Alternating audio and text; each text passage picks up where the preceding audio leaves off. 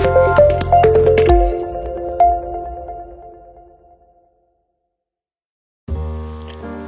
semuanya, apa kabar? Sehat, sukses, bahagia selalu. Jangan lupa subscribe, like, bagikan channel ini dan berikan komentar Anda agar kami semakin bersemangat lagi dalam memberikan Anda konten-konten terbaik setiap harinya. Bagi Anda yang selama ini telah mendukung kami ucapkan terima kasih. Dan kami doakan Anda selalu diberikan kesehatan, rezeki, dan kebahagiaan yang melimpah. Jangan lupa aktifkan lonceng notifikasi agar Anda selalu mendapatkan update terbaru dari kami, BestBiz ID. Apabila Anda ingin ada saham yang dibahas, silahkan Anda drop di kolom komentar. Mari kita mulai sebuah analisa mengenai sebuah emiten yang melantai di pasar modal Indonesia dengan nama Elnusa Tbk, kode sahamnya ELSA.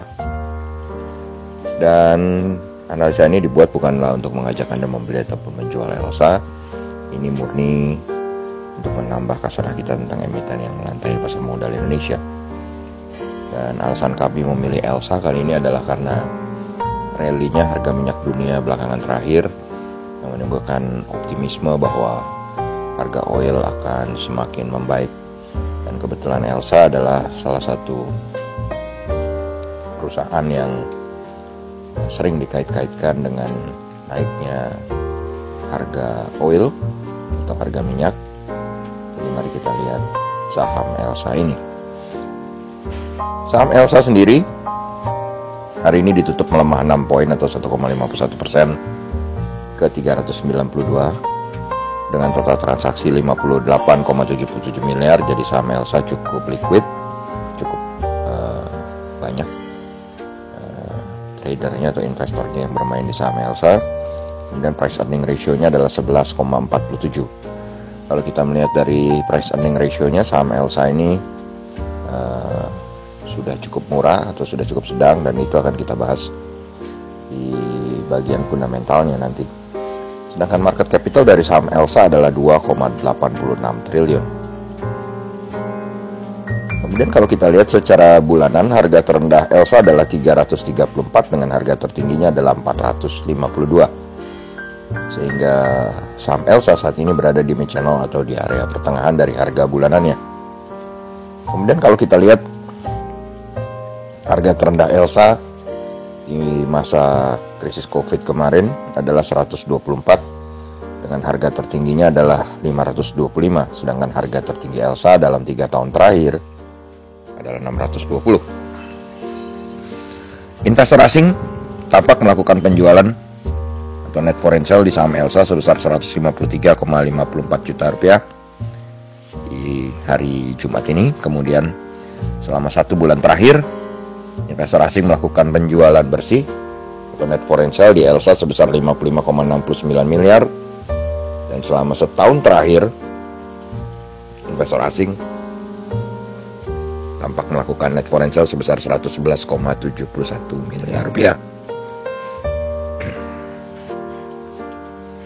Lalu kalau kita melihat dari profilnya sendiri, saham ELSA adalah sebuah perusahaan yang bergerak di sektor mining dengan subsektornya adalah crude petroleum and natural gas production. ELSA sendiri sudah cukup lama melantai di pasar modal Indonesia sejak 6 Februari 2008. Dan kalau kita lihat dari shareholder atau pemilik saham ELSA, nampak PT Pertamina Persero menjadi pengendalinya sebesar 41,104%. Kemudian dana pensiun Pertamina memiliki 13,473%, sedangkan publik atau masyarakat memiliki 45,423%. Jadi kalau kita lihat ELSA ini adalah perusahaan milik pemerintah atau milik BUMN ya, milik PT Pertamina. Tetapi kalau kita lihat dari saham yang dimiliki oleh masyarakat atau publik lebih besar dari PT Pertamina sendiri. Nah, apakah ini baik atau tidak? Tergantung dari sisi mana kita melihatnya. Karena biasanya kalau kita melihat sebuah perusahaan, yang perusahaan kita kategorikan baik adalah yang saham publiknya lebih kecil daripada saham pengendali. Dan kalau kita lihat dari Board of Commissioner atau Dewan Komisarisnya Elsa, Komisaris Utama Elsa dijabat oleh Agus Prabowo, dengan Direktur Utamanya adalah Bapak Ali Mundakir. Kemudian kita bergeser ke earning per share dari Elsa, di mana earning per share dari Elsa sebenarnya tahun 2017 ke 2018 ke 2019 mengalami kenaikan.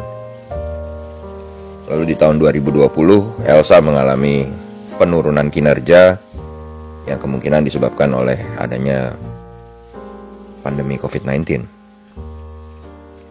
Dan di kuartal ketiga terjadi penurunan baik itu secara Q on Q maupun secara year on year bagi Elsa. Dan kita lihat sales atau penjualan Elsa adalah 5,76 triliun, asetnya 7,6 triliun, liability-nya 3,92 triliun, dengan equity-nya 3,68 triliun, dan net profit-nya 187,02 miliar rupiah. Book value per share dari Elsa adalah 504. Dan ini membuat valuasi Elsa menjadi cukup murah, cukup menarik. Kenapa? Karena price earning ratio Elsa adalah 11,47 kali. Dan sebuah perusahaan dengan PER di bawah 12,5 adalah sebuah perusahaan yang cukup murah.